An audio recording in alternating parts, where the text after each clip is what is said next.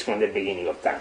So they definitely don't need only one apparatus that can control. Then, if you go and study the history of the sea, you see that is a Jesuit-based thing that is full of Jesuits. So, and then on top of that, who is running the astronomic laboratories for the Vatican? The Jesuits. For example, in Mount Graham in Arizona, nobody asks what is happening. I can tell you what is. I can tell you also what they're doing. Well, tell me. So people. So this information goes through and then hits, the appropriate sources. And they can say, okay, there is a Jesuit footage of Planet X. Another pile of the biggest pile of rubbish ever, could only come out of the minds of the Jesuits. Why? Because the Jesuits are very intelligent. They can figure out how to take, sorry if I say very lower, the piss out of anybody, because they are really masters of deception. I work with them. I will show you some picture after of these people, but how they work is... But what is their motive for this disinformation? So you want to know more about the entities. Now, who is spreading this? How they think? Zaccaria Sitchin met with Corrado Balducci. Who is Corrado Balducci? Corrado Balducci is not only the official spokesman for the UFO in the Vatican. You understand? This is just the front. Who is he? He's a demonologist. Okay. The biggest exorcist in the Vatican. Right.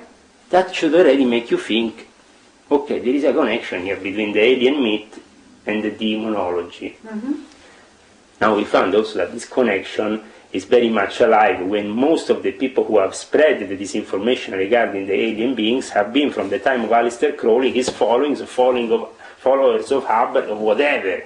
But the people that have been deliberately spreading this information. But to a certain extent, Hubbard knew the truth as well as Crowley, because they said themselves, I mean, it was Crowley who said, you call them gods, then we call them angels. In 50 years we will call them something else. He showed the image of the lamb, which was the first image resembling an alien being. This is genies. In Islam we call them genies.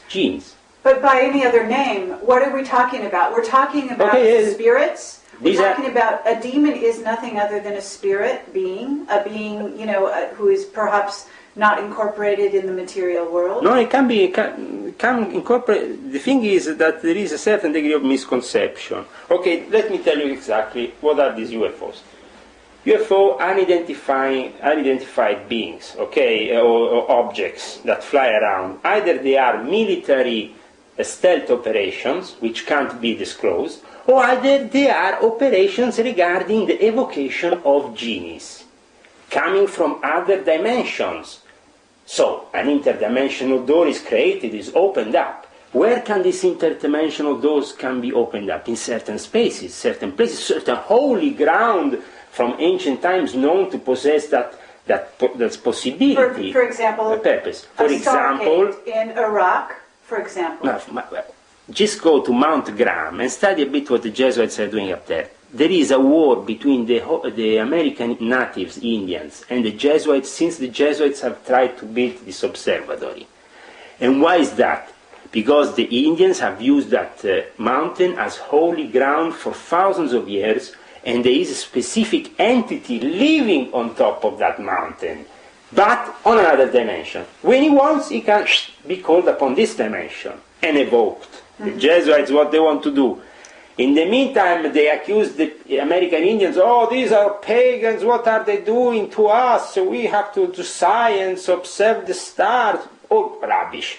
What they're doing, they are, yes, observing the stars and the planets. Why? Because you always have to reflect above, below, whatever, this rule of the Esmeralda tablets of Hermes. I don't need to go on with what is the main rule of the Freemasons, also to reflect below what is above.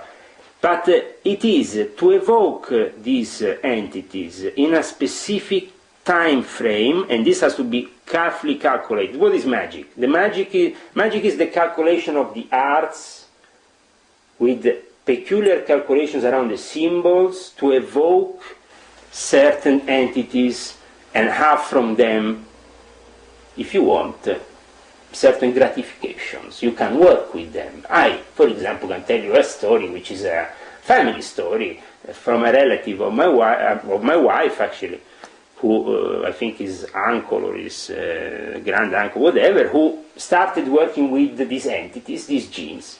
Why? Because he had a little,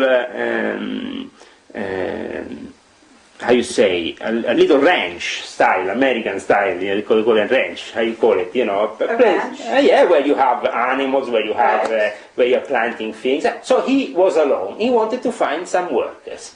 This guy was very clever because he knew certain secret codes within the Quran that shouldn't be used. He knew how to use them. He knew that reciting certain prayers in a continuous motion, he will evoke certain presences, and eventually he got to make a deal with them, and they were working for him at night in the fields, doing all the field work, and a lot of Americans say, wow, I would love to have that going on in my place, you know. I could have a couple of these genies coming to work for me. But that means subjecting yourself to those entities. That guy had to sell his soul. More than that, he would be enslaved by those forces for the rest of his life. In fact, he had to continuously recite these prayers and then not recite it at certain times and whatever, otherwise he will create for himself a disaster.